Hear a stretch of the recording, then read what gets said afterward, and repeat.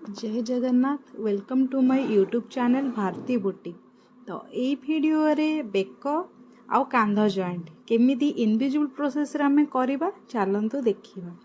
वीडियोटी भल लगिले like share and subscribe निहाती करिवे। तो चलंतु स्टार्ट करबा। तो फास्ट मु कोन कली कुर्ती रो मिडिल पार्ट करनबा। मिडिल पार्ट करिकी दीटा को फोल्ड करनबा। फोल्ड करने की बेकर शेपटा पळे आसीबो। तो एमती भाव में रखिकी मु कौन कली हल्का आयरन दे देती। तापरे मु कौन करी बेकटा जेहेतु मु बनईबी कुर्ती तो से मु पेपर पेस्ट ही यूज करे। तो पेपर पेस्ट जेहेतु मोर कट पीस थिला तो मुझे वेस्ट न करिकी तो मुझे यूज करनेली।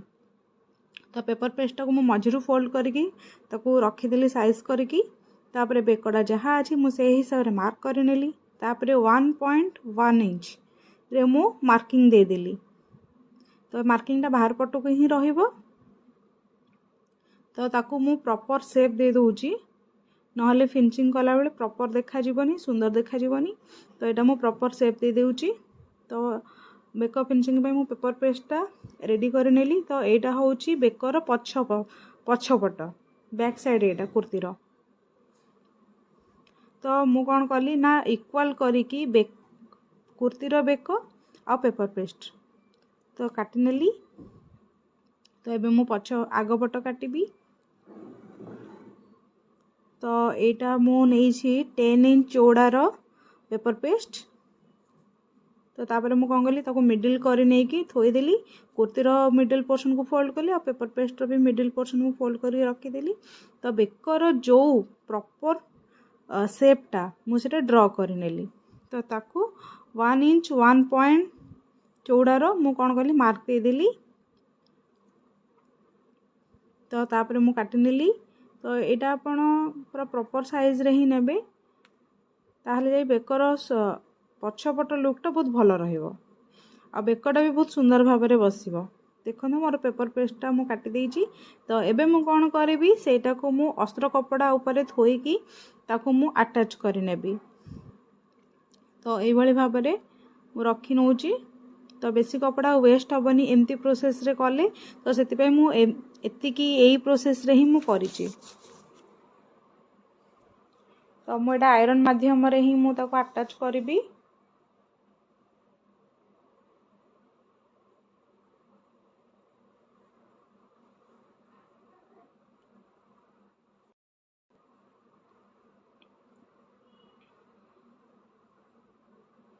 तो मु एई भली भाव में अस्त्र कपड़ाटा को काटी नेली। तो एबे मु कोन करबी कुर्तीर कांध जॉइंट करबी। तो फास्ट मु कोन कली कुर्तीर कांध जॉइंट करि नेली। कांध जॉइंट टाको पूरा प्रॉपर भाव में मध्य करिवे किछि बड़ सन जेमती रहिबनी। काटी साला पर मु ताको इंटरलॉक करि नै थिली। तापर मु कोन करबी जो काटी थिबा पेपर पेस्ट जो एक्स्ट्रा कपड़ा जो थिला बाहर को सेटा को मु कोन करी भीतर पट को फोल्ड कर देबी। सेटा फिनिशिंग हे कि रहइबा माने तार रफ एजेसटा देखा जीवनी एमती कले। तो जहाँ एक्स्ट्रा कपड़ा थिला मु ताको कोन कली काटी की बाहर कर देली।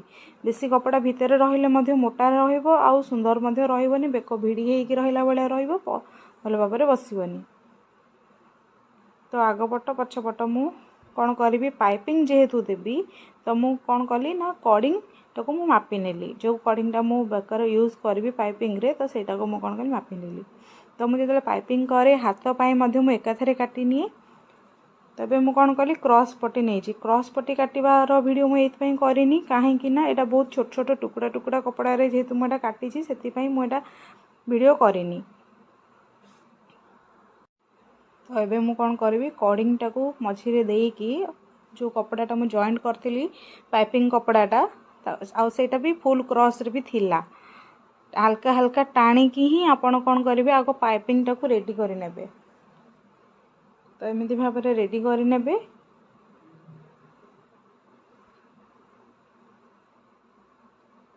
तापरे जो एक्स्ट्रा कपड़ा हमर थिबा आपण को सिलाई पई जेतिकी मार्जिन रो कपड़ा दरकार सेतिकी मार्जिन रखिकी आउ सबु साइज रे गोटाए लेवल काटी के उड़े देबे।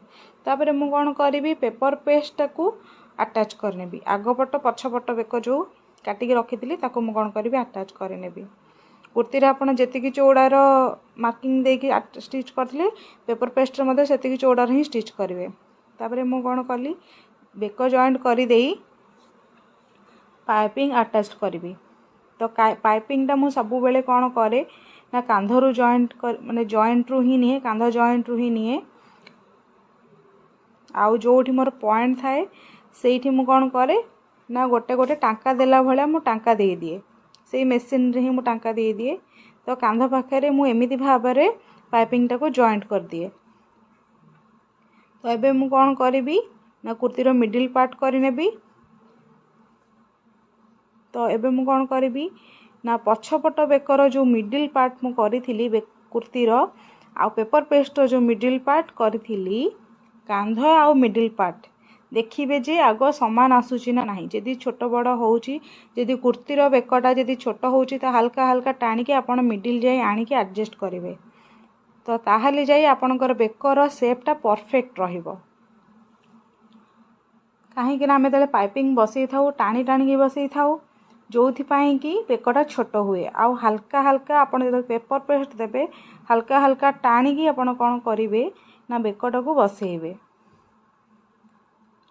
जेमती मिडिल पॉइंट रो कांध जेमिति पूरा समान समान रहउथबो पॉइंट को पॉइंट जेमती मापोरे रहउथबो।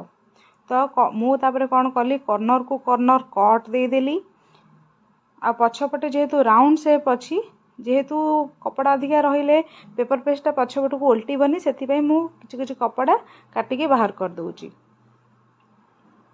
बाहर करि सारला परे कोन करिवे ना टॉप सिलाई देबे आ टॉप सिलाईटा निहाती दरकार आ टॉप सिलाईटा पाइपिंग ऊपर जमा भी चढ़ीबनी एकदम साइड रे पेपर पेस्ट ऊपर ही पड़िबो से स्टिचटा एकदम साइड रे पड़िबो एकदम टॉप रे भी मध्य पड़िबो। ताहाले जाई बेकर फिनिशिंगटा पूरा भल भाबरे हबो। मु जो प्रोसेस रे करूची पूरा सही प्रोसेस रे जदी करिवे कुर्ती रो बेकटा अति सुंदर हबो आ परफेक्टली बसिकी पूरा रहिबो कांध मध्य खसीबनी। तो एमिति कले कांधर जॉइंटा मध्य ऊपर को बाहर की रहिबनी सेटा भितर ही जॉइंटा तार रही जिवो। तो तापरे मु कोन कली भितर पट को पेपर पेस्टटा रखी की आयरन कर देली। तो बेक तले आपण आयरन करिवे भल से देखिकी करिवे जेमिति कि भितर कपड़ा एंदी ऊपर को जेंदी बाहर की रहिबनी बेक बाहर को। तो परफेक्टली सेटा को जेंदी आयरन करिवे माडी माडी की भल से आयरन करिवे। तो कुर्ती रो बेक रेडी हे गला। वीडियोटी केमिति लागिला निहाती कमेंट माध्यम रे जणेबे आउ एई ट्रिकटा निहाती अप्लाई करंतु कुर्तीटार बेक बहुत सुंदर हबो। Thank you.